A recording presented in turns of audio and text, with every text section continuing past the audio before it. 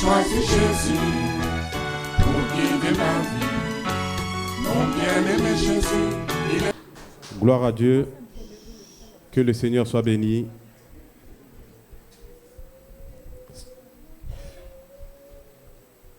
Merci Seigneur encore pour cette grâce que nous accorde encore aujourd'hui d'être réunis. Bien-aimés, nous sommes le mardi, comme chaque mardi. C'est un jour pour l'étude biblique. Donc nous parcourons la Bible par la lumière du Saint-Esprit. Nous sommes actuellement, sur le livre de Zacharie. Et nous faisons en parallèle aussi les vendredis, si cela nous permet. Nous avons pris aussi 3 livres que nous allons commencer à étudier aussi. Les premiers livres de l'Ancien Testament. Et bien aimé, c'est une grâce d'être enseigné parce qu'il y a des gens qui n'ont pas cette grâce. Et avant de commencer ce temps d'enseignement, nous allons d'abord louer notre Dieu. Nous allons l'inviter. Nous allons l'adorer parce que notre Dieu siège au milieu de la louange. Nous allons élever nos voix afin que le Seigneur puisse se manifester avant l'étude au nom de Jésus. Seigneur, nous te bénissons pour ce temps que tu nous accordes. Seigneur, tu nous fais grâce, Seigneur, d'avoir, Seigneur, accès à ta parole. Tu nous fais grâce, Seigneur, de poser, Seigneur, librement, Seigneur, des questions.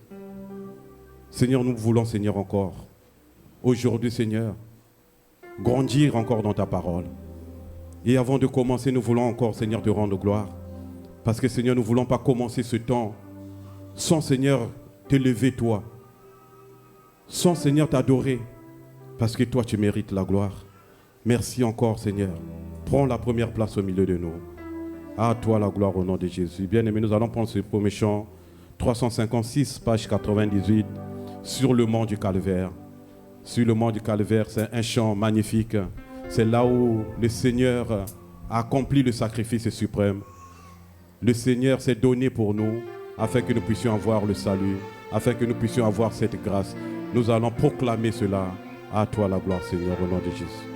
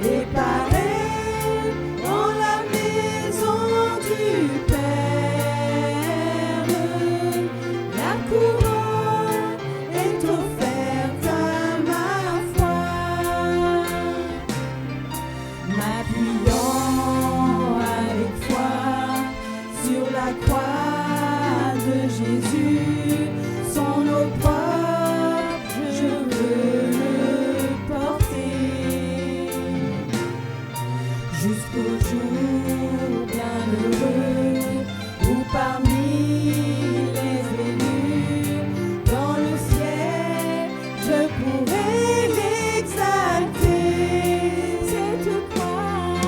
Cette croix me sera toujours chère. Elle est gloire et victoire pour moi. Et par elle, en la maison du Père, la couronne est offerte à ma foi. Cette croix me sera toujours chère. Elle est gloire et victoire pour moi.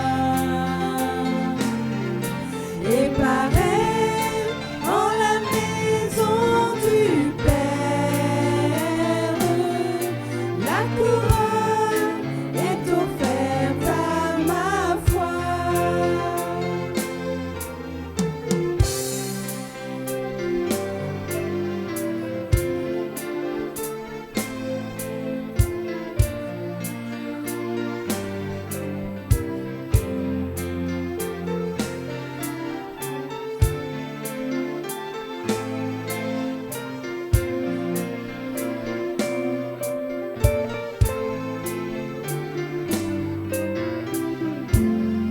Cette croix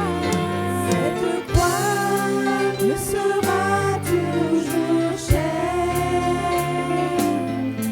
Elle est gloire et victoire pour moi. Et par elle, en la maison du Père, la couronne est offerte à ma foi. Cette croix me sera toujours chère. Elle est gloire et victoire pour moi. Et par elle, en la maison du Père, la couronne est offerte à ma foi.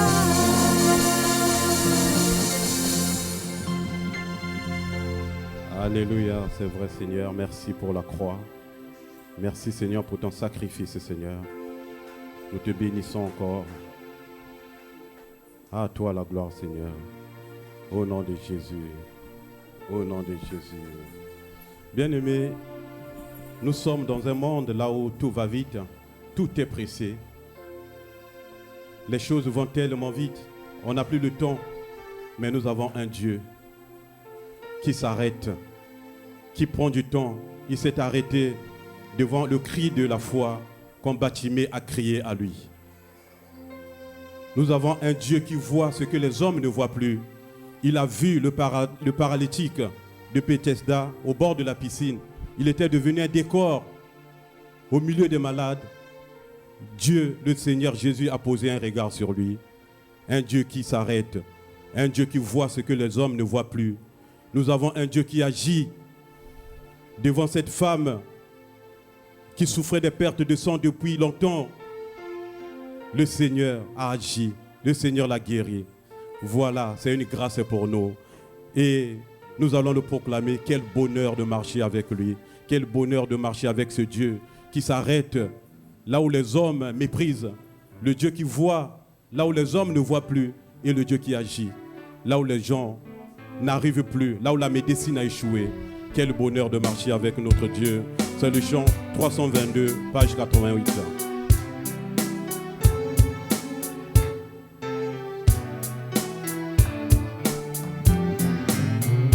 Quel bonheur de marcher avec lui.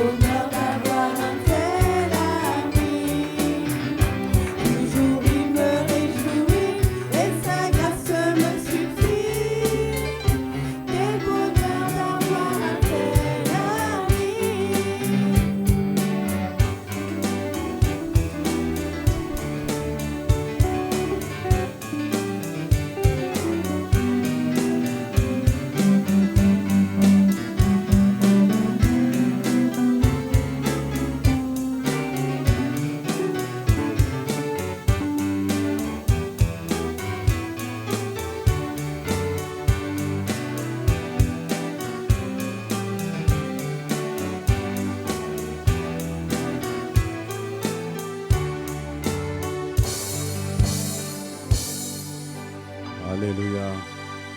Merci Seigneur. Nous voulons pas, Seigneur, chaque jour, Seigneur, fouler aux pieds ta grâce, quelles que soient les difficultés, quelles que soient les épreuves. Nous voulons continuer, Seigneur, à persévérer, à marcher, Seigneur, avec toi.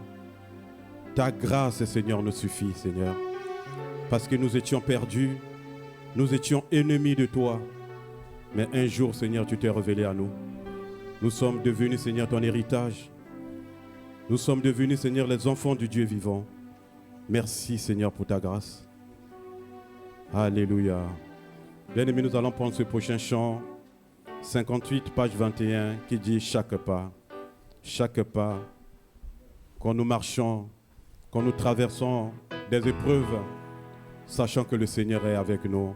Comme il a dit dans sa parole, je serai avec vous tous les jours jusqu'à la fin du monde. Et nous devons regarder, nous devons avoir foi en cette parole. Chaque pas.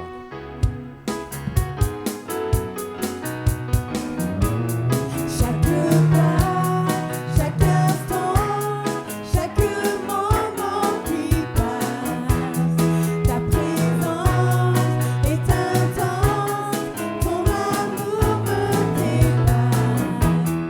À tes côtés, je ne peux me lasser, de te chanter,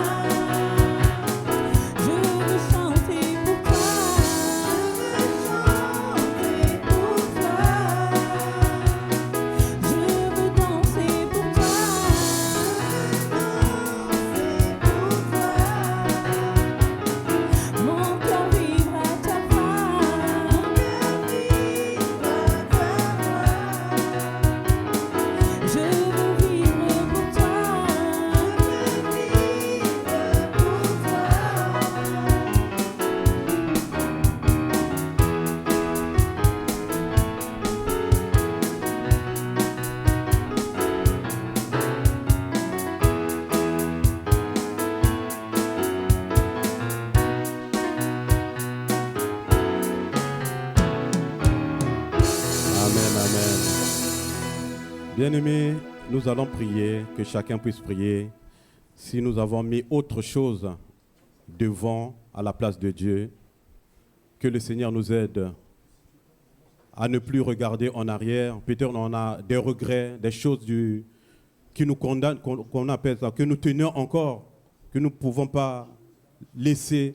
Prions que le Seigneur nous aide encore, que nous puissions le regarder, que nous puissions, comme nous avons chanté, que nos cœurs vibrent pour lui à 100%, que nous puissions plus regarder en arrière, des regrets du passé, mais que nous puissions marcher avec le Seigneur, que chacun puisse prier au nom de Jésus. Seigneur, nous prions que tu nous aides, Seigneur, comme nous avons chanté, à ne plus, Seigneur, regarder en arrière, que nous puissions, Seigneur, être à 100% avec toi tous les jours, 100%, Seigneur, pour toi.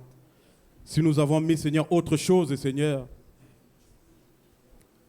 Seigneur, qui a pris la première place dans nos vies, dans nos cœurs, Seigneur, aide-nous à nous détourner, Seigneur, de ces choses futiles, à regarder, Seigneur, à toi, à te chercher, Seigneur, chaque jour, chercher, Seigneur, à grandir, Seigneur, avec toi.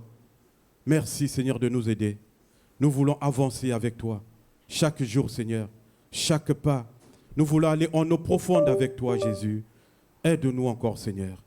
Merci. À toi la gloire, Seigneur. Enlève en nous, Seigneur, tout fardeau, Seigneur, qui nous empêche d'avancer avec toi. À toi la gloire au nom de Jésus. Au nom de Jésus. Mais demain, nous allons prendre ce prochain chant, numéro 35, page 16. Bientôt le Seigneur apparaîtra. Quelle joie pour nous. Alléluia.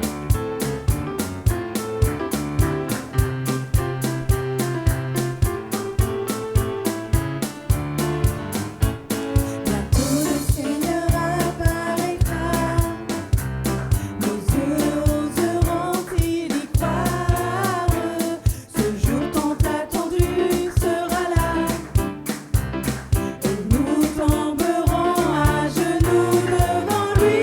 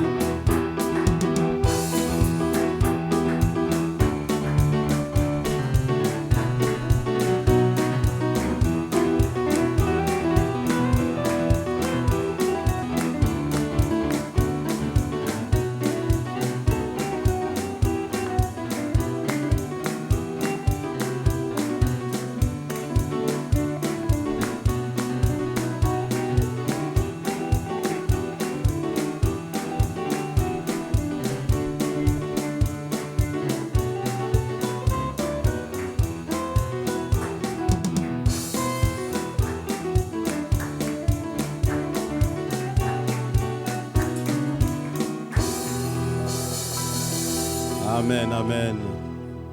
Merci Seigneur pour ta grâce. Nous attendons Seigneur ce jour merveilleux Seigneur.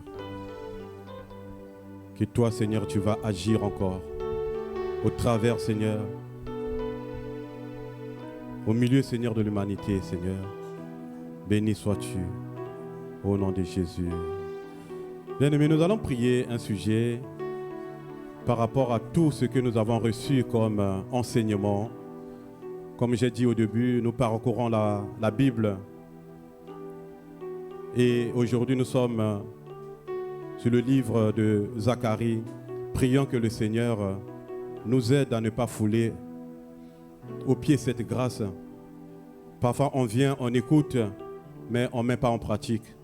On vient, on écoute, on oublie, on devient des auditeurs oublieux. Prions que le Seigneur nous aide vraiment à prendre cette parole comme étant une grâce, une parole qui nous relève, qui nous corrige, qui nous fait grandir. Prions que le Seigneur nous aide au nom de Jésus. Seigneur, nous te bénissons encore pour la parole, pour la nourriture, Seigneur, au travers de ces enseignements que nous parcourons, Seigneur, depuis le livre, Seigneur, de la Genèse. Et nous sommes, Seigneur, sur le livre, Seigneur, de Zacharie. Quelle grâce de te connaître, de découvrir, Seigneur, qui tu es. Toi, tu es un Dieu, Seigneur, juste. Nous avons, Seigneur, vu. Et toi, tu es un Dieu, Seigneur, miséricordieux. Seigneur, aide-nous, Seigneur, pour cette parole, pour cette nourriture. Nous ne soyons pas, Seigneur, des auditeurs oubliés. Mais nous voulons, Seigneur, chaque jour, quand nous sortons, Seigneur, de cet endroit, nous voulons sortir, Seigneur, grandis. Nous voulons sortir, Seigneur, avec cette assurance que toi, tu es le Dieu créateur. Et toi, Seigneur, tu t'es donné, Seigneur, à la croix pour le salut de l'humanité. Merci encore, Seigneur. Étends ta main, Jésus.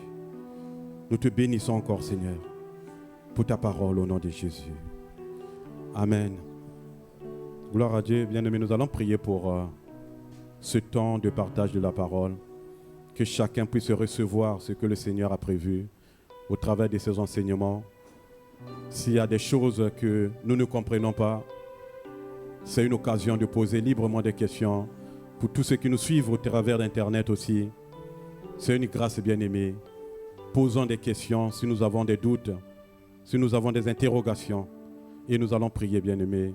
Et nous allons remettre aussi notre bien-aimé, que le Seigneur aussi puisse le conduire. Seigneur, nous te bénissons pour ce temps d'adoration, de louange. Parce que nous savons, Seigneur, que sans toi, nous ne pouvons rien faire. Nous voulons commencer, Seigneur, ce temps. Nous avons voulu commencer ce temps avec un temps de louange et d'adoration. Pour te donner, Seigneur, toute la place, Seigneur. Seigneur, nous voulons aussi, Seigneur, que tu prennes la première place pendant ce temps. Et nous te confions, Seigneur, ton bien-aimé, Seigneur, notre bien-aimé, qui va nous enseigner encore aujourd'hui. Merci de le remplir, Seigneur, de ta puissance, de ton esprit. Que toutes les questions qui seront posées, Seigneur, inspire-le, afin que toutes les réponses, Seigneur, soient des réponses, Seigneur, venant de toi, avec sagesse. Merci encore pour la suite. À toi la gloire au nom de Jésus. Amen.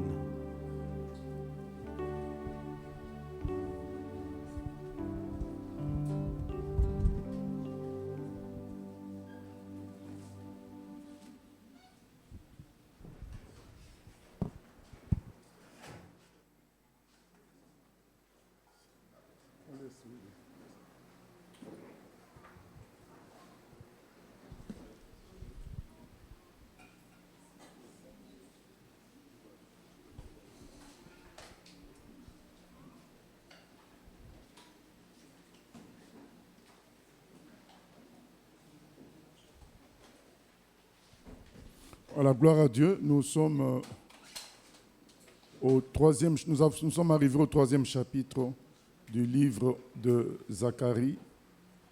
Et au 1er chapitre, nous avions donné le contexte. Le contexte, c'était le retour des enfants d'Israël du grand exil à Babylone. Donc, ils avaient été vaincus dans les années 587 avant Jésus-Christ par Nebuchadnezzar, qui a déporté une grande partie du peuple à Babylone. Et 70 ans après, selon les prophéties, la prophétie de Jérémie, Dieu les a ramenés à Babylone, 70 ans, à Jérusalem, 70 ans après. Et ils n'étaient pas dans un état de foi et de vérité au moment où Zacharie et Agé commencent à prophétiser. Donc on a déjà vu le livre d'Agé. Il a prophétisé la reconstruction du temple. Il a dit il faut se mettre à reconstruire le temple. Il y a eu des combats qu'ils ont connus lorsqu'ils sont retournés à Jérusalem parce qu'ils ont trouvé d'autres peuples sur place. Ils ont trouvé certaines difficultés qui les ont amenés chacun à se replier sur soi-même au lieu de viser l'unité, la communauté pour pouvoir construire l'œuvre de Dieu. Donc chacun s'est replié sur soi-même et c'est là que Dieu suscite Agé et Zacharie pour aller prophétiser à tout le peuple et surtout à Zorobabel et au sacrificateur souverain Josué pour leur dire il faut se remettre à la tâche. Il faut travailler pour la reconstruction du temple et aussi il faut, avant cela d'ailleurs, revenir à Dieu de tout son cœur. Donc le premier chapitre, c'était ça, le retour à Dieu. Donc Zacharie exhorte le peuple à revenir à Dieu dans la vérité. Et il exhorte les enfants de Juda à revenir à Dieu dans la vérité. Donc c'est ça qui se passe dans ce premier livre, dans ce premier chapitre. Et dans le deuxième chapitre, il proclame que Jérusalem a été choisie par Dieu et sera restaurée. Et donc nous en avons profité pour parler du fait que ce que nous bénéficions de Dieu, c'est lié à sa miséricorde, à son choix et non à nos mérites, afin que personne ne tombe dans l'orgueil. Donc même Jérusalem, c'est un choix de Dieu, ce n'est pas lié au mérite des Juifs, mais c'est lié quand même à la relation entre Dieu et leurs parents. Donc certains parents, parce qu'il y a une phrase qui revient souvent dans la Bible, à cause des pères, à cause de leurs pères, à cause d'Abraham, à cause de David. Donc Dieu a eu une certaine relation avec leurs parents, et c'est ce qui explique qu'il y a une continuité, mais ça n'a rien à voir avec le mérite des enfants d'Israël, parce que nous entendons souvent les gens citer ce qui se passe de mauvais en Israël pour essayer d'attaquer le Dieu de la Bible, de dire mais pourquoi il serait le Dieu d'Israël si Israël est si imparfait. Mais c'est pareil avec les chrétiens. Si les chrétiens ont choisi Dieu, ce n'est pas parce qu'ils sont parfaits, c'est parce qu'ils sont imparfaits qu'ils ont choisi le Dieu qui sauve par grâce. C'est une grâce. Et aujourd'hui, nous allons confirmer la notion de grâce à travers le chapitre 3 que nous allons lire. Comment Dieu sauve. Dieu sauve par grâce. Et ce n'est pas un message inventé dans le Nouveau Testament. C'est un message dévoilé complètement dans le Nouveau Testament. Mais il était déjà dans l'Ancien Testament, ce message. Et c'est ce que nous allons voir au chapitre 3. C'est la grâce de Dieu qui sauve. Et nous allons parler aussi de la venue du Messie en même temps annoncée dans le chapitre 3. Donc nous lisons le chapitre 3 de Zacharie.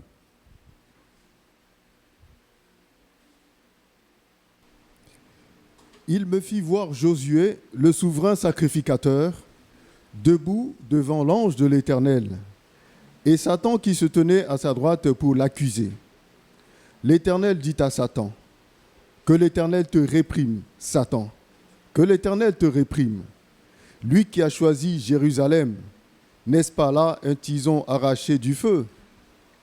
Or Josué était couvert de vêtements sales, et il se tenait debout devant l'ange.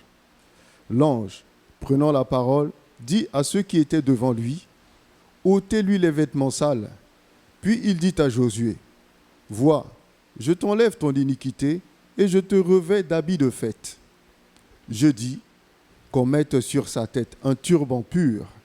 Et ils mirent un turban pur sur sa tête. Et ils lui mirent des vêtements. L'ange de l'Éternel était là. Voilà, donc ça c'est une notion qu'on retrouve dans l'Ancien Testament, la notion de l'ange de l'Éternel. Et puis au Nouveau Testament, ça disparaît complètement. Donc vous allez trouver ce terme-là que dans l'Ancien Testament, l'ange de l'Éternel, que nos prédécesseurs considèrent être Jésus-Christ, une préfiguration de Jésus-Christ, parce qu'il parle comme s'il était Dieu. Voilà, donc c'est un ange spécial qui parle comme s'il était Dieu. Nous venons de lire... Or, Josué était couvert, au verset 3, de vêtements sales et il se tenait debout devant l'ange. L'ange, prenant la parole, dit à ceux qui étaient devant lui, « ôtez-lui les vêtements sales. » Ça, c'est l'ange qui parle. Puis il dit à Josué, « Vois, je t'enlève ton iniquité. » Il n'y a que Dieu qui peut enlever le péché. Donc cet ange-là enlève l'iniquité et je te revêts d'habits de fête. Donc ça, ce sont des décrets de Dieu lui-même. Je dis qu'on mette sur sa tête un turban pur. Et ils mirent un turban pur sur sa tête et ils lui mirent des vêtements. L'ange de l'Éternel était là. Donc c'est l'ange de l'Éternel qui parle ainsi.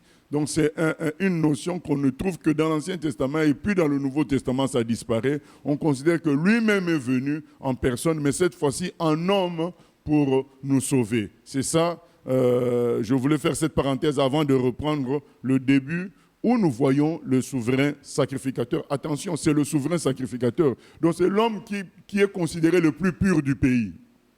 Voilà, l'homme le plus pur du pays, c'est celui-là qu'on retrouve avec des vêtements sales. Il me fit voir Josué, le souverain sacrificateur, debout devant l'ange de l'Éternel, et Satan qui se tenait à droite pour l'accuser. L'Éternel dit à Satan, que l'Éternel te réprime, Satan, que l'Éternel te réprime, lui qui a choisi Jérusalem, n'est-ce pas là un tison arraché du feu? Une fois de plus, nous voyons la manifestation de la pluralité dans la nature de Dieu, puisqu'il est écrit que l'Éternel te réprime, alors que c'est l'Éternel qui parle. Voilà. L'Éternel dit l'Éternel dit à Satan que l'Éternel te réprime. Nous voyons, quand nous parlons du Père, du Fils et du Saint-Esprit, il y a un entretien où les deux qui interviennent, c'est le même Dieu qui intervient. Il dit que l'Éternel te réprime, Satan, que l'Éternel te réprime, lui qui a choisi Jérusalem. Donc c'est un choix de Dieu, parce que Satan, quand lui il vient accuser, il dit, mais regarde comment votre prétendu souverain sacrificateur il est. Et il commence c'est écrit au verset 3, « Or Josué était couvert de vêtements sales et il se tenait debout devant l'ange. » Donc Satan a raison de dire qu'il est sale, parce que c'est vrai, il a des vêtements sales.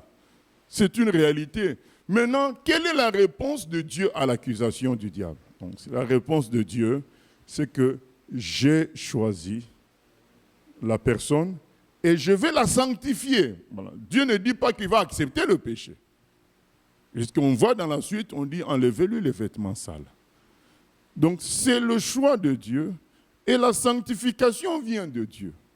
Ça nous enlève tout mérite, même 1%, zéro mérite, c'est le choix de Dieu. Et la grâce vient encore de lui, puisqu'il dit maintenant, enlevez-lui les vêtements sales, c'est écrit. Donc, oh, Josué était couvert de vêtements sales et il se tenait debout devant l'ange. L'ange prenant la parole dit à ceux qui étaient devant lui, ôtez-lui les vêtements sales, c'est la grâce de Dieu.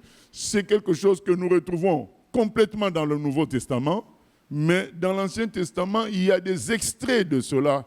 On va prendre un extrait dans Ésaïe 6. On va lire Ésaïe 6. On va voir la même scène à peu près, Ésaïe 6. La même scène à peu près, sans qu'on parle de Satan dans Ésaïe 6, mais nous allons voir encore une fois de plus que l'homme considéré le plus pur de l'époque se sent lui-même sale. Voilà. Donc là, ici, c'est le souverain sacrificateur, l'homme le plus pur, ben, il se considère comme ça, et il est sale en réalité, et c'est Dieu qui le sauve, et on va voir ça aussi dans Ésaïe 6. On commence à partir du premier verset, comme ça on voit le contexte. L'année de la mort du roi Osias, je vis le Seigneur assis sur un trône très élevé, et les pans de sa robe remplissaient le temple. Des séraphins se tenaient au-dessus de lui. Ils avaient chacun 6 ailes, 2 dont ils se couvraient la face, 2 dont ils se couvraient les pieds, et 2 dont ils se servaient pour voler. Ils criaient l'un à l'autre et disaient, « Saint, Saint, saint est l'Éternel des armées. Toute la terre est pleine de sa gloire. Les portes furent ébranlées dans leur fondement par la voix qui retentissait, et la maison se remplit de fumée. Alors je dis, malheur à moi, je suis perdu, car je suis un homme dont les lèvres sont impures. J'habite au milieu d'un peuple dont les lèvres sont impures, et mes yeux ont vu le roi, l'Éternel des armées. Mais l'un des séraphins vola vers moi, tenant à la main une pierre ardente qu'il avait prise sur l'autel avec des pincettes. Il en toucha ma bouche et dit, « Ceci a touché tes lèvres. Ton iniquité est enlevée et ton péché est expié. » Voilà. Donc on voit à peu près la même scène où le prophète, il a une vision du ciel, Dieu dans sa sainteté, Dieu dans sa gloire. Et devant une telle vision, il se sent très sale, ce qui est vrai aussi. Il voit maintenant qu'il est très très sale parce qu'il a vu ce qui est la propreté. Voilà. Quand on fait face à soi-même, on peut se croire propre, mais quand on fait face à la propreté, on se rend compte qu'on est sale. Et là, quand il regarde Dieu, il se rend compte qu'il est très sale et il a peur. Il dit « malheur à moi ». Mais qu'est-ce qui se passe? Il y a un ange qui amène une braise qui le touche avec ça pour le sanctifier. Il est sanctifié par le feu de Dieu. C'est une fois de plus gratuitement la grâce de Dieu. C'est pourquoi c'est très grave de rater le salut que Jésus nous amène. C'est très très grave. C'est écrit dans Hébreux 10, je crois 29, que c'est une chose terrible que de tomber entre les mains de Dieu, de refuser sa grâce. C'est très très grave parce que c'est un salut qui vient par grâce. Oui, question.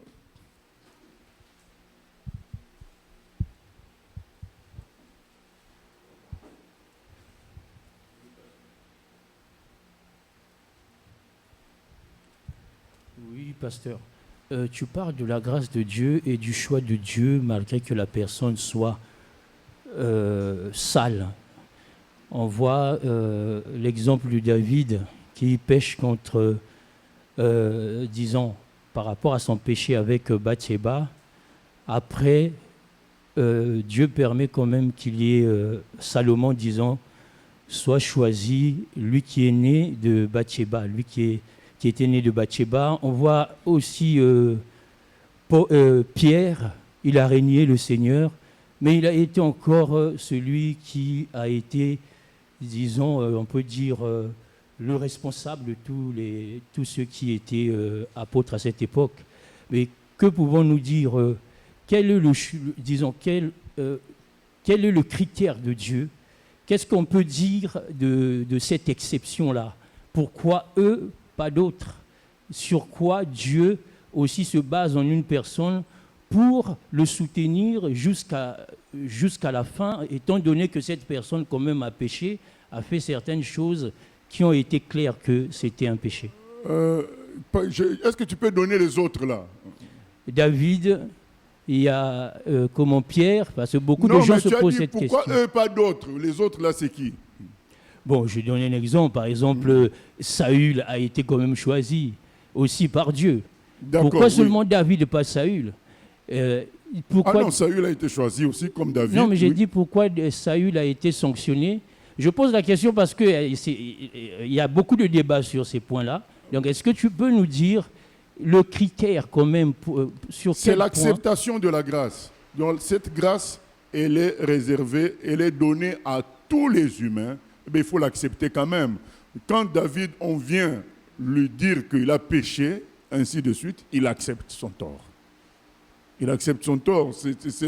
On peut lire Hébreux 10, 29, que j'ai cité là tout à l'heure. C'est important de voir qu'il y a quand même l'acceptation de la grâce.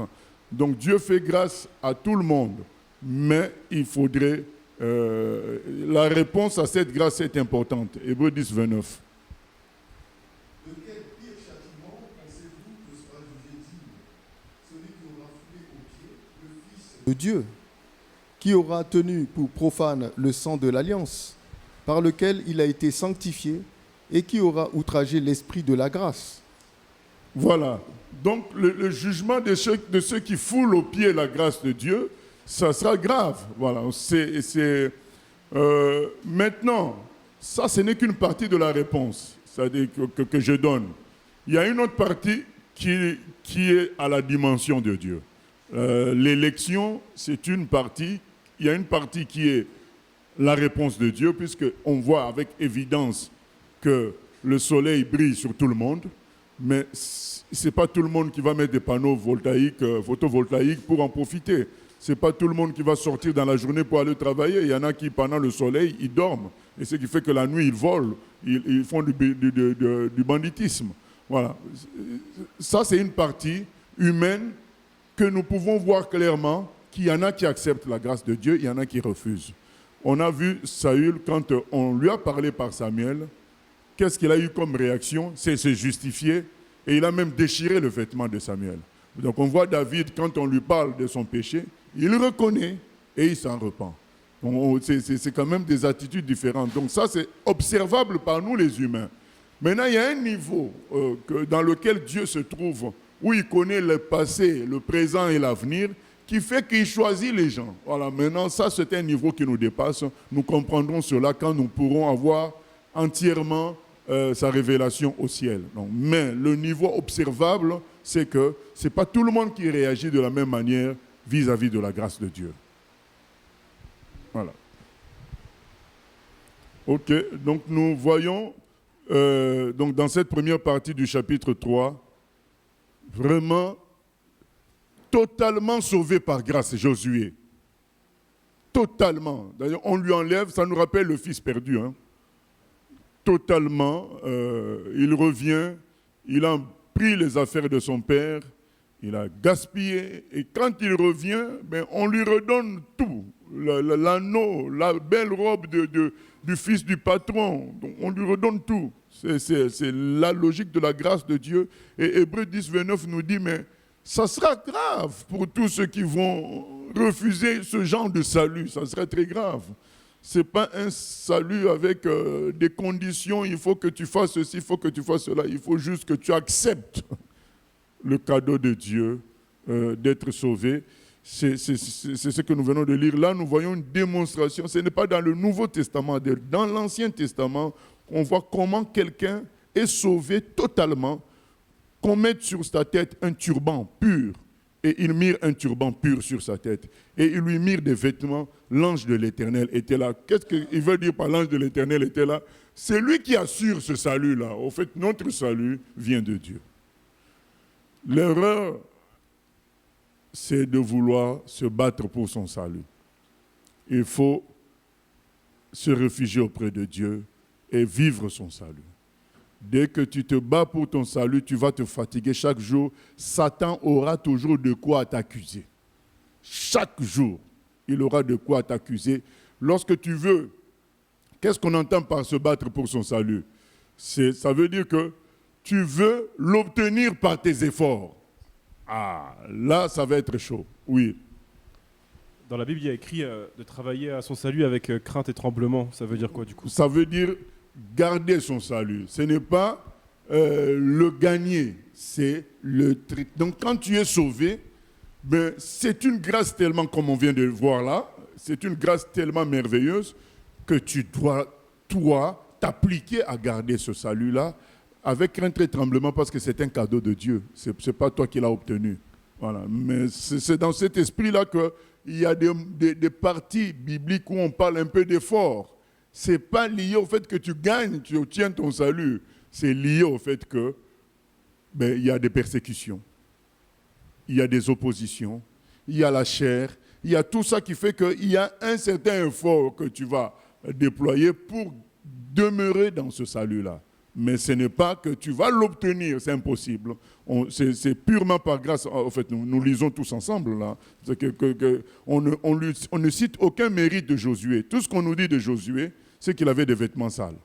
Et tout ce qu'on lit, c'est qu'on lui met un turban comme ça, sans qu'il ait fait quoi que ce soit. Et ensuite, l'ange de l'Éternel est là pour le défendre. Au cas où quelqu'un contesterait, lui, il va répondre.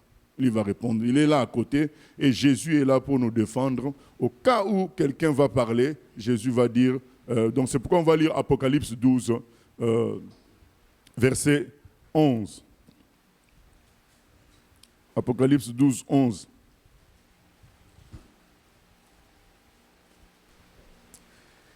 Ils l'ont vaincu à cause du sang de l'agneau et à cause de la parole de leur témoignage. Et ils n'ont pas aimé leur vie jusqu'à craindre la mort. Voilà. Mais c'est mieux qu'on lise là où on écrit qu'il accusait, verset 10, alors de 10 à 12. Et j'entendis dans le ciel une voix forte qui disait, « Maintenant le salut est arrivé, ainsi que la puissance, le règne de notre Dieu et l'autorité de son Christ. Car il a été précipité, l'accusateur de nos frères, celui qui les accusait devant notre Dieu jour et nuit. Ils l'ont vaincu à cause du sang de l'agneau et à cause de la parole de leur témoignage, et ils n'ont pas aimé leur vie jusqu'à craindre la mort. » Voilà, donc là, la dernière phrase, c'est la partie effort, la partie travail. Donc, c'est-à-dire que tu dois être prêt à accepter la mort pour garder ton salut. Tu dois être prêt à cela. Mais ce n'est pas ça qui te fait obtenir ton salut, le fait qu'on t'a persécuté jusqu'à te tuer. Non, tu l'as le salut, mais ça peut passer par le fait de mourir pour le garder. Voilà. Ça peut passer par le fait de demeurer en prison pour le garder. Donc il y a plein de chrétiens qui ont refusé de régner le Seigneur afin de garder leur salut et ils en sont morts. Voilà, ça c'est le côté effort, mais ça donne l'impression qu'on le gagne. Non, on ne le gagne pas. Voilà, on y demeure. Maintenant, là, nous venons de voir qu'il y a un système d'accusation continuelle, jour et nuit. Ce qui fait qu'en tant qu'humain, tu ne peux pas tenir. À entendre l'accusation du diable sur toi jour et nuit, tu finiras par devenir religieux. Tu finiras par chercher à gagner ton salut par toi-même. Tu finiras par des troubles. Tu finiras par un système humain. Le seul moyen, c'est se rappeler que le sang de Jésus efface nos péchés. Parce qu'il y a tellement d'accusations que le diable peut nous porter. Si tu veux te défendre, lutter contre ça toi-même, tu ne pourras pas. Il te faut un avocat. Et c'est ce que Jésus dit, même en parlant du Saint-Esprit, je vais vous envoyer un deuxième avocat. Donc, il y a déjà Jésus qui est l'avocat principal. Nous avons un avocat auprès du Père. L'apôtre Jean en parle dans 1 Jean 2. Nous avons un avocat parce que nous-mêmes, nous ne sommes pas capables de nous défendre pour dire que nous devons aller au ciel. Il y a quelqu'un d'autre, c'est écrit, l'ange de l'Éternel était là, à côté. Il était là en tant qu'avocat. Si l'ennemi parle, lui, il va parler. Il va parler à notre place. Donc, il restait là à côté de Josué, le sacrificateur. On ne lui a pas donné les vêtements et puis on l'a abandonné. Non, on lui donne le vêtement pur et l'ange de l'Éternel est à côté. Il attend que l'autre réagisse encore. C'est lui qui va parler, c'est lui qui va défendre. C'est ça, Jésus dit, Jésus est notre avocat et il nous envoie un autre avocat encore, le Saint-Esprit. Oui. Je pose la question pour que tu puisses nous rafraîchir la mémoire, parce que le samedi, il y a 2 samedis, je pense de cela, on était nombreux, des frères de l'Église, et il y a eu un débat sur est-ce qu'on peut perdre le salut ou pas. Je sais que tu en as déjà parlé. Est-ce que tu peux nous rafraîchir la mémoire afin qu'on ait tous la solution, parce qu'on était un peu en contradiction.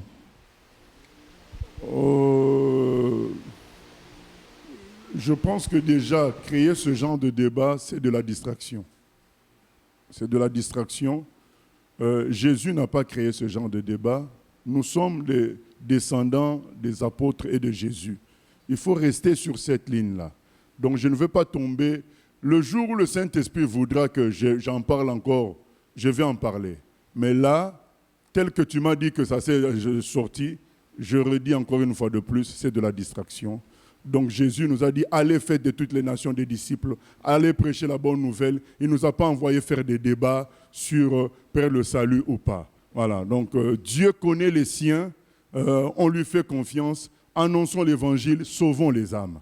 Voilà, et avertissons les gens que la double vie, ce n'est pas bon. Voilà, c'est ce que je peux dire. Donc nous ne tombons pas dans la distraction. Le frère Paul dit qu'on ne nous trouve pas dans des querelles, dans des disputes, dans des discussions inutiles. Voilà, Jésus a prêché l'évangile. Si tu ne crois pas, tu n'es pas sauvé. Voilà, il a dit clairement. Celui qui croit est sauvé, celui qui ne croit pas n'est pas sauvé. Il a dit clairement. Donc, imitons Jésus, imitons les frères qui nous ont précédés, qui sont inscrits dans la Bible. Oui. Oui, pasteur, une question Internet. En ces temps de la fin, pensez-vous que Dieu va susciter des prophètes comme Zacharie afin de prévenir le peuple de Dieu non-juif qui peut s'égarer? Je n'ai pas compris la question. En fait, l'internaute demande si en ces temps de la fin, Dieu peut susciter encore un prophète semblable au prophète Zacharie pour prévenir le peuple de Dieu. Donc les non-juifs, le peuple, les chrétiens d'aujourd'hui, qui peut se garer. Mais, en fait, des chrétiens qui se garent, est-ce que Dieu peut susciter... Mais c'est ce qu'on est en train de faire. On ne va pas avoir un type avec un vêtement de Zacharie qui va commencer à parler.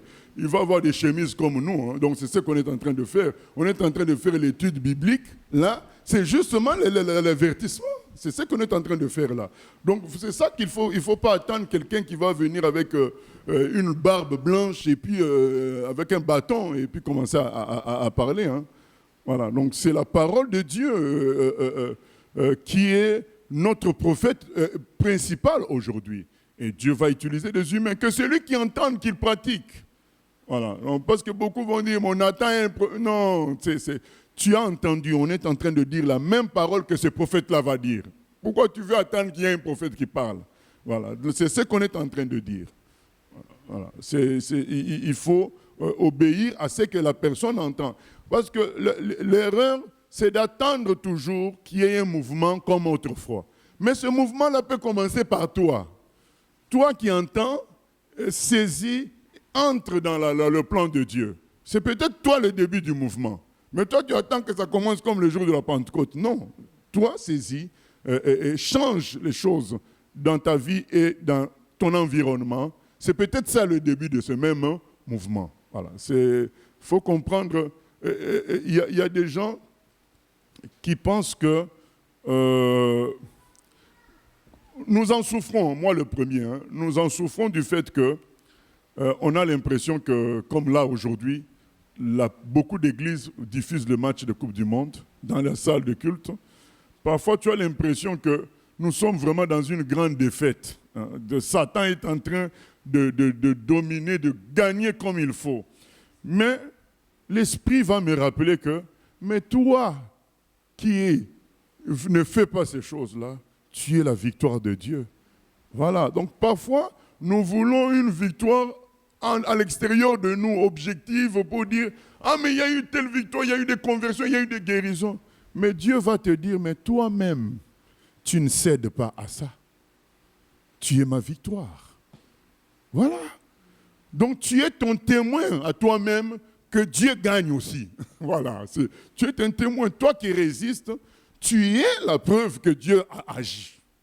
Parce qu'on se dit, ah, mais il n'agit plus. Les gens disent n'importe quoi en son nom. Mais, oui, mais toi, en réagissant comme ça, tu es la preuve que Dieu agit parce que toi, tu ne cèdes pas à ça. Voilà. Donc, ne négligeons pas ce que Dieu fait aussi.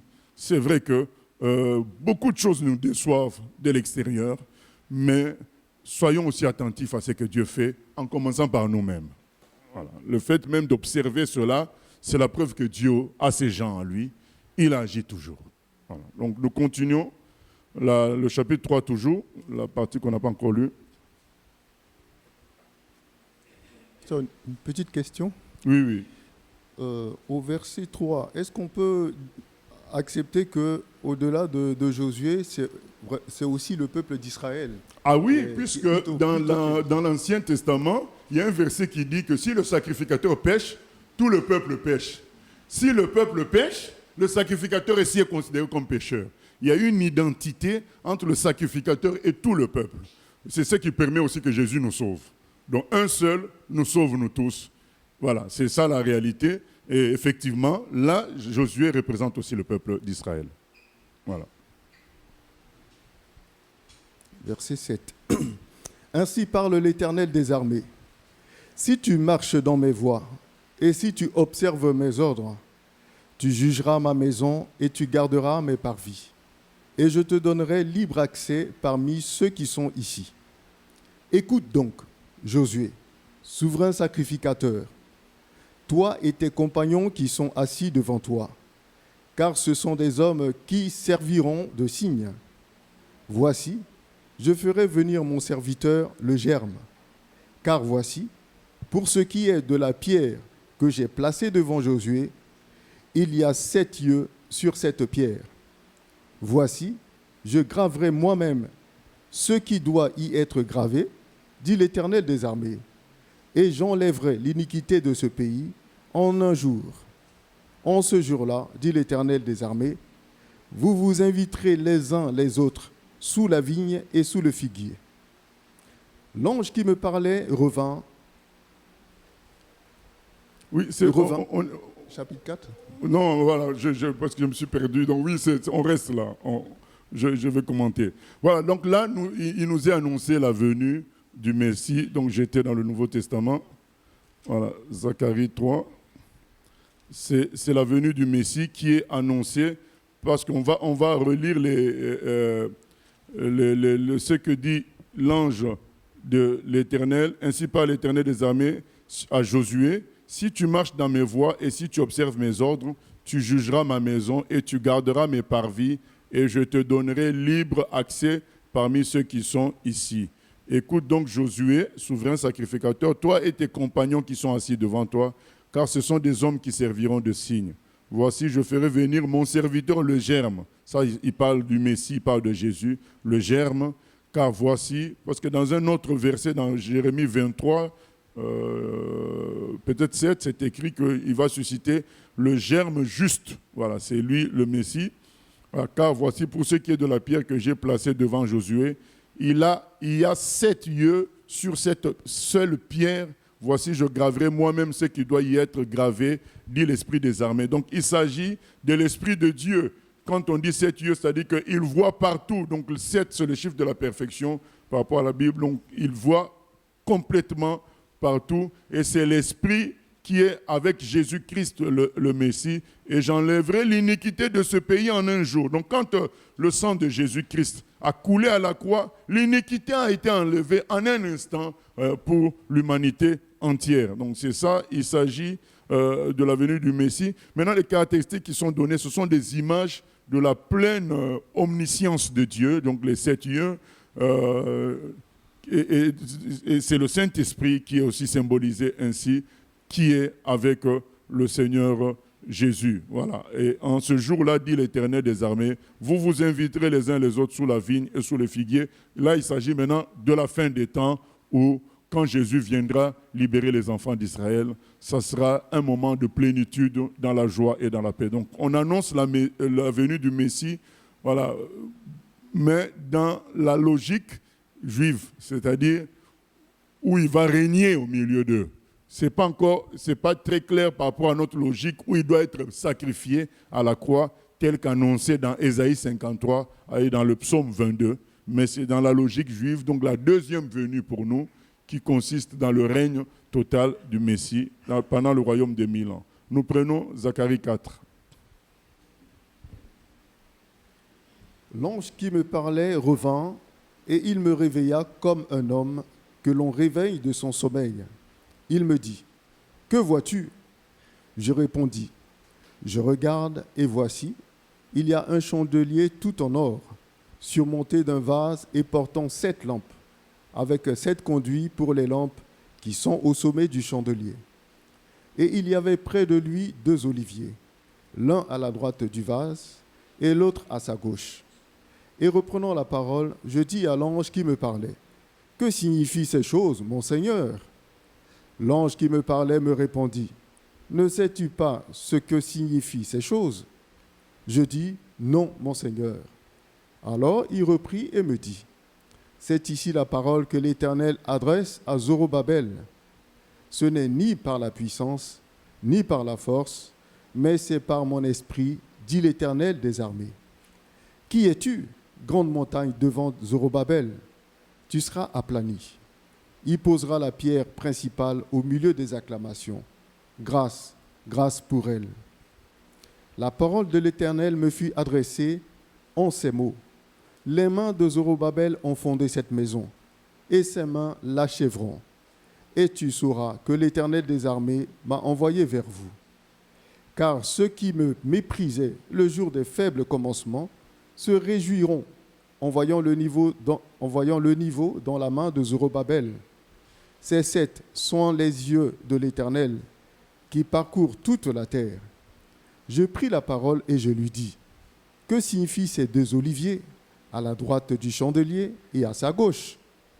Je pris une seconde fois la parole et je lui dis, que signifient les deux rameaux d'olivier qui sont près des deux conduits d'or, d'où découle l'or? Il me répondit, ne sais-tu pas ce qu'ils signifient? Je dis, non, mon Seigneur.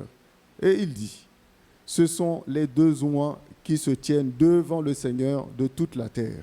Voilà, ce sont les deux oins qui se tiennent devant le Seigneur de toute la terre. Et ce terme-là de deux oins, on retrouve ça dans Apocalypse 11. Donc il y a toujours, comme nous avons l'habitude de le dire, une cohérence dans la Bible. Il n'y a pas une seule chose qui naît son correspondant quelque part. Donc nous voyons dans Apocalypse 11, on nous en parle aussi. Donc là, l'ange qui parlait donne encore, oui, un songe, une vision à Zacharie, donc, qui voit un chandelier tout d'or surmonté d'un vase et portant 7 lampes avec 7 conduits pour les lampes qui sont au sommet du chandelier. Donc ça nous rappelle la menorah, donc le chandelier à 7 branches. Oui. Oui, bonjour pasteur. Je veux juste savoir, c'est qui Zorobabel? Zorobabel, c'est un prince juif qui avait été... donc c'est lui qui dirigeait le peuple juif en ce moment-là. Et donc c'est lui qui représente un des oins. Le côté royauté, c'est Zorobabel. Et le côté prière, le côté sacrificature, c'est Josué, le souverain sacrificateur Josué. Voilà. Mais dans le livre d'Esdras, quand on avait lu, on avait beaucoup parlé de Zorobabel et de Josué dans ce livre-là. Et reprenant la parole, donc finalement, il voit ce chandelier avec 7 branches et 2 oliviers, l'un à droite du vase et l'autre à sa gauche. Parce que vous savez qu'à l'époque, la lumière, on la produisait comment? En se servant de l'huile. Donc on mettait des mèches et on mettait dans les vases de l'huile. C'est ça qui permettait que la lumière puisse éclairer jusqu'à ce que finisse de l'huile et on en remplaçait. Donc les oliviers, l'huile venait d'où? Ça venait des oliviers. Donc ces 2 oliviers symbolisent une source permanente d'huile pour cette lumière-là. Et d'ailleurs, au verset 14, là où c'est écrit, ce sont les 2 oins qui se tiennent devant le Seigneur de toute la terre. Dans l'original, c'est écrit, ce sont les hommes huile, les 2 hommes huile qui se tiennent devant le Seigneur de toute la terre. Donc c'est par eux que le Seigneur répand cette huile-là. Et contextuellement, c'est-à-dire par rapport au moment où c'est prophétisé, les 2 oliviers, c'est Zorobabel et Josué le sacrificateur, l'un exerçant la royauté et l'autre exerçant le sacerdoce spirituel. Mais d'une manière spirituelle, les 2 oins, c'est le Saint-Esprit et le Fils, oui. Oui, pasteur, je vais parler du verset 7. Quand on parle de la pierre principale au milieu des acclamations, la pierre principale, c'est le temple, c'est quoi? C'est par rapport au temple. Donc nous avions dit au début que Agé et Zacharie, Dieu les a utilisés pour encourager le peuple de Dieu à reconstruire le temple. Donc là maintenant, c'est la prophétie, donc on va y arriver. Donc la prophétie concernant le temple. Donc on commence par l'explication sur le chandelier et l'huile. Quand l'ange donne l'explication, il dit, c'est ici la parole que l'Éternel adresse à Zorobabel. Parce que quand on lui dit, c'est quoi ces oliviers-là? L'ange qui parlait avec moi me répondit, ne sais-tu pas ce que signifient ces choses? C'est ici la parole que l'Éternel adresse à Zorobabel. Ce n'est ni par la puissance, ni par la force, mais c'est par mon esprit, dit l'Éternel des armées. Donc, la lampe et l'huile, tout ça représente l'action de l'Esprit de Dieu. Qui es-tu, grande montagne, devant Zorobabel? tu seras aplani, et il posera la pierre principale au milieu des acclamations, grâce, grâce pour elle. Donc Dieu montre, vous savez, les chrétiens aiment beaucoup utiliser ces Zacharie 4.6, ce n'est ni par la force, ni la puissance, mais c'est par l'Esprit de Dieu. Mais voilà le contexte. Le contexte, c'est celui-là, c'est qu'il s'agissait de la reconstruction du temple. Dieu dit que Zorobabel ne s'inquiète pas, mon esprit va agir. Parce qu'en tant qu'humains, nous avons l'habitude de faire des planifications, de faire des projections, et quand les choses ne marchent pas, on tombe dans la tristesse, dans le découragement. Dieu dit non, c'est mon œuvre. Et comme Jésus avait dit à Pierre, tu es Pierre, et sur ce roc, je bâtirai mon église. C'est lui qui bâtira son église. Même si Dieu a besoin quand même du choix des humains, de collaborer avec lui. Vous voyez, par exemple, les enfants d'Israël, il a attendu vraiment qu'ils crient à lui pour les libérer. Parce que si tu les libères sans que tu le veuilles, tu vas faire des polémiques. Donc il a quand même besoin d'une certaine volonté de l'autre, parce que c'est une relation d'amour, c'est une relation de collaboration. Il faut la volonté des deux côtés. Oui, mais toutefois, l'action principale, vous savez, comme la multiplication des pains, c'est l'homme qui a amené 5 pains et 2 poissons. Mais oui, mais qu'est-ce que 5 pains et 2 poissons pouvaient faire pour 5000 personnes? Ça allait servir au maximum à 5 personnes qui prennent un seul pain et puis se partagent les poissons. Mais c'est Dieu qui multiplie de sorte que 5000 mangent. Mais il a fallu quand même que l'homme montre sa volonté de contribuer. Voilà. C'est ce qui se retrouve souvent dans notre fonctionnement avec Dieu. Dieu attend quand même qu'on montre qu'on veut. La veuve va donner 2 pièces. Elles sont inutiles. Elles étaient inutiles, ces pièces. D'une manière économiquement parlant, elles étaient inutiles. Mais ça marquait la volonté de cette femme de voir la gloire de Dieu dans cet endroit-là. Et Dieu allait agir maintenant. Et c'est la même chose que Zorobabel et Josué devaient manifester une détermination que Dieu va faire et Dieu allait faire. Voilà. C'est pourquoi il dit, adresse-toi à Zorobabel, ce n'est pas par la force ni par la puissance, mais c'est par mon esprit. C'est l'esprit de Dieu qui va faire, mais toi, tu dois avoir la foi. Voilà. Tu dois avoir foi qu'il va faire. Donc c'est ce qu'on nous demande à nous. Nous devons tenir ferme. Et l'esprit de Dieu va faire le travail. Cette montagne sera aplanie. N'importe quelle montagne peut être aplanie par le Seigneur, mais il cherche des gens comme Zorobabel et Josué pour accomplir ces desseins. C'est pourquoi, dans notre contexte, les 2 joints, c'est eux. C'est à partir d'eux que Dieu répand l'huile, répand la puissance, l'action du Saint-Esprit au milieu du peuple. Mais dans le contexte global, c'est le Seigneur et le Saint-Esprit. Et dans le contexte particulier d'Apocalypse, il y aura 2 humains qui seront vraiment les 2 joints finaux qui vont, eux, faire la volonté de Dieu à cette époque-là, qui vont enseigner, qui vont être tués, qui vont ressusciter. On retrouve ça dans Apocalypse 11. Nous ne voulons pas allonger les choses en reprenant Apocalypse 11 et expliquer. Mais déjà, le jour où on atteindra Apocalypse 11, on se souviendra qu'on a vu les 2 témoins également dans le livre de Zacharie. Et maintenant qu'on a parlé du temple, de la reconstruction du temple, ça confirme ce qu'on avait dit au début. Et il dit au verset 10, « Car ceux qui méprisaient le jour des faibles commencements se réjouiront en voyant le niveau dans la main de Zorobabel. » Donc les gens qui pensaient que rien n'allait se faire parce que les commencements étaient difficiles, verront la gloire de Dieu. Vous savez, il y a une famille anglaise qui s'était installée en Algérie pour l'évangélisation. La première génération n'a rien vu. Les enfants donc ont continué. Ils n'ont rien vu. C'est les petits-enfants qui ont pris la suite. Eux, je pense que ceux qui suivent l'actualité chrétienne savent qu'en Kabylie, en Algérie, il y a un réveil qui ne cesse de s'auto-alimenter, qui continue. Donc depuis 20-30 ans environ, en Algérie, en Kabylie, il y a un réveil chrétien puissant. Mais c'est une famille qui s'est installée là-bas pour évangéliser, mais qui n'avait pas vu le fruit. C'était le faible commencement. La deuxième génération a pris faible commencement, et c'est la troisième qui a vu la gloire de Dieu se manifester. Voilà. Et cette génération-là va éclater de joie en se disant, mais nous voyons le fruit de ce que nos grands-parents avaient bâti. Donc, en tant que chrétiens, nous ne devons pas mépriser le faible commencement. Nous devons nous poser la question, est-ce que ce que nous faisons, c'est Dieu qui nous pousse à le faire ou bien un choix humain? Si c'est Dieu qui te pousse, fais les choses. Ne cherche pas à voir les résultats au moment où toi tu es vivant pour croire.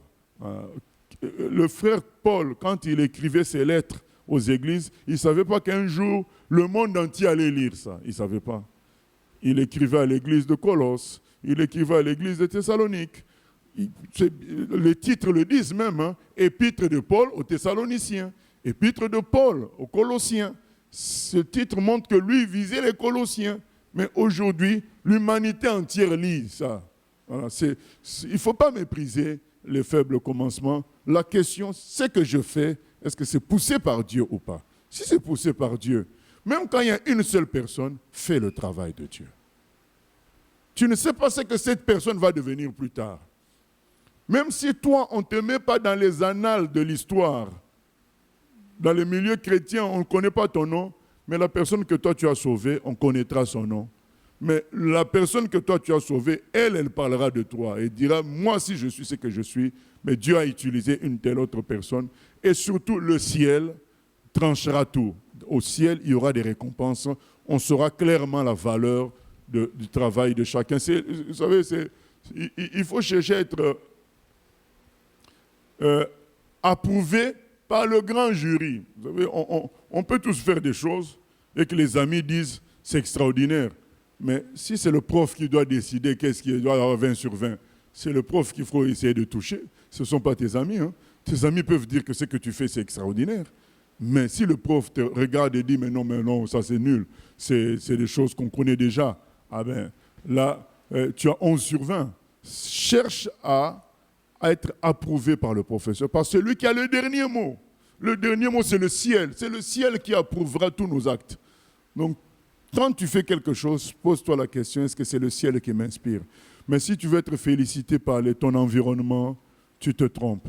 Parce que ton environnement passera. Mais le ciel, un jour, sera éternel. Vous savez, le ciel sera éternel. Quand au ciel, tu y arrives, on te met colonel, toute ta vie, tu seras colonel. Ici, sur terre, on peut te mettre général, mais dès que le jugement de Dieu arrive, tu te retrouves cordonnier. Voilà. Et tu viens cirer nos chaussures. Voilà. Mais tu es quand même au ciel, et c'est la consolation. Mais c'est pour dire que c'est Dieu qui va décider des choses. Donc, fais les choses pour Dieu. Ne fais pas les choses pour être acclamé, satisfait aussi dans ta chair de voir qu'il y a de la vie. Ça marche. Non. Fais les choses pour Dieu. Quand Jésus quitte cette terre, il ne laisse que 120 disciples dans une chambre haute. 120 personnes seulement. Voilà. Il est hué quand il quitte cette terre. On dit crucifie-le. Voilà. Il quitte cette terre dans ces conditions-là. Les gens comme le vieux Paul, il meurt, la tête tranchée. Voilà. Le frère Pierre, il est mort, crucifié à l'envers. Mais nous savons tous leur place auprès de Dieu. La preuve, nous sommes en train de lire leurs épîtres jusqu'aujourd'hui, dont le monde entier lit. Voilà. C'est ce que Dieu fixe qui compte, parce que c'est ça qui va être éternel. Et ceux qui méprisent le faible commencement verront la gloire de Dieu. Là, ils ont vu la maison s'est achevée. On avait lu ça dans d'autres livres. Le temple a été achevé, mais il n'était pas aussi glorieux physiquement que le temple de Salomon. Hein. Mais qu'est-ce que Dieu nous enseigne par là? C'est que la gloire, ce n'est pas le bâtiment. La gloire, c'est lui-même. C'est sa présence qui est la gloire. Mais même si nous devons revenir dans le physique, ce temple-là, ce deuxième temple, a été amélioré par Hérode du temps avant Jésus-Christ, quelques années avant Jésus-Christ. C'était devenu un monument mondialement reconnu comme extraordinaire. Donc, aujourd'hui, quand nous voyons certains pans de murs, quand nous visitons Israël, c'est extraordinaire ce qu'était le temple d'Hérode, mais le temple d'Hérode n'était qu'une amélioration, mais enfin, un agrandissement, voilà, de ce deuxième temple. Donc Dieu, quand il parle, il n'a pas de présent, d'avenir. Il parle parce qu'il voit la chose. Effectivement, physiquement, ce n'était pas comme le temple de Salomon, mais la gloire, c'est ça qui compte. Deuxièmement, même physiquement, ce temple a fini par être embelli, agrandi, de sorte qu'il est devenu un monument international pour le monde entier. Nous le voyons le jour de la Pentecôte. Il y avait le monde entier ce jour-là. Voilà. Et donc nous avons parlé donc de 2 joints. Voilà. Et c'est bon. Donc en gros, le chapitre 4 nous enseigne une chose, c'est le Saint-Esprit qui fait la différence. Voilà, nous devons travailler avec le Saint-Esprit. Confirmation, acte 1:8, vous recevrez une puissance, le Saint-Esprit survenant sur vous et vous serez mes témoins. Voilà, le frère Paul dit dans Ephésiens 5:18, ne vous enivrez pas de vin, c'est de la débauche, mais soyez remplis du Saint-Esprit. Dans 1 Corinthiens 12, il dit que c'est le Saint-Esprit qui donne les dons. Dans 1 Corinthiens, dans Galates 5:22, il parle du fruit de l'Esprit. C'est-à-dire la bonté, l'amour, tout ça, c'est le fruit de l'Esprit. Donc c'est l'Esprit qui fait les bonnes choses de Dieu dans les enfants de Dieu. Ce ne sont pas eux-mêmes. Voilà. Leçon à retenir à partir de Zacharie 4, ce n'est ni par la force de l'homme, ni la puissance de l'homme, mais c'est par l'Esprit de Dieu. Oui. Oui, pasteur, il y a un internaute qui voulait savoir si la pierre dont on parle là, dans ce chapitre-là, s'il ne s'agit pas de Dieu ou du Saint-Esprit. Oui, mais nous l'avons dit précédemment, c'était le Saint-Esprit. Ça représente le Saint-Esprit. Voilà, ça représente Dieu en quelque sorte, qui a les yeux partout, omniscient. Voilà, nous allons prier. Seigneur, merci de nous avoir parlé à travers cette étude biblique. Tu nous as appris c'est quoi la grâce, Seigneur, et que ce n'était pas une invention du Nouveau Testament, mais c'est lié à ta nature propre, à ton amour propre, à ta miséricorde. Et même si tu n'es pas d'accord avec le mal, le péché, mais personne ne sera sauvé parce qu'il est bon. Mais nous sommes sauvés par grâce. Et à partir de ta grâce, tu nous sanctifies afin que nous te rejoignions, Seigneur, dans la communion. Parce que toi, tu ne communies pas avec le mal, Seigneur. Merci de nous enlever la pression de l'accusation du diable qui nous accuse de toutes sortes de manières. Que nous puissions avoir l'habitude de faire référence au sang de Jésus, comme c'est écrit en Apocalypse 12. Nous avons vaincu à cause du sang de l'agneau. Et non pas chercher à nous défendre en prouvant qu'on a été bon, Seigneur. Ce que tu nous demandes, c'est de choisir la vérité, la sainteté, et ta grâce va faire la suite. Merci, Seigneur, d'agir, que nous entrons dans l'humilité dans tous nos actes, que nous nous souvenions que toutes les bonnes choses en nous, que ce soit dons, œuvres et caractéristiques d'amour ou de bonté, tout ça vient du Saint-Esprit. Et que nos vies, nous les passions à te louer, à te remercier pour tout ce que toi tu fais, parce que tout est grâce. À toi la gloire, la louange au siècle des siècles. Amen. Voilà, vendredi, nous avons émission, questions et réflexions. Le thème, c'est la prière. Voilà, nous allons prier, parler de la prière. Quelqu'un dira, mais bon, sous quel angle? Oui, parce qu'il y a des choses qu'on entend à gauche, à droite sur la prière. Certains ne prient pas parce qu'ils estiment qu'ils ne sont pas suffisamment aptes à prier. Voilà, nous allons, comme on dit aujourd'hui, débunker cette affaire-là où certains sont bloqués parce qu'ils veulent faire de belles prières, de longues prières, ou encore certains enseignent. Vous savez, aujourd'hui, dans certains pays d'Afrique, il y en a qui payent quelqu'un d'autre pour faire des jeûnes pour lui. Voilà les bêtises qu'on retrouve aujourd'hui. Donc, je te paye $300, tu jeûnes pour moi pendant 3 jours pour que Dieu m'entende. Voilà. tout ça, il faut qu'on donne des éclairages. Parce que souvent, quand on donne nos titres, ils paraissent anodins, mais tout est important dans les choses de Dieu. Il faut suivre l'Esprit de Dieu et non pas l'explosivité du titre. Donc, ça sera la prière vendredi. Et voilà, que Dieu, nous voulons aussi remercier Dieu publiquement pour la fête de la musique qui s'est bien déroulée. Il nous a donné la force et il nous a protégés. Il a glorifié son nom. Nous le bénissons au nom de Jésus. Amen. Que Dieu nous bénisse.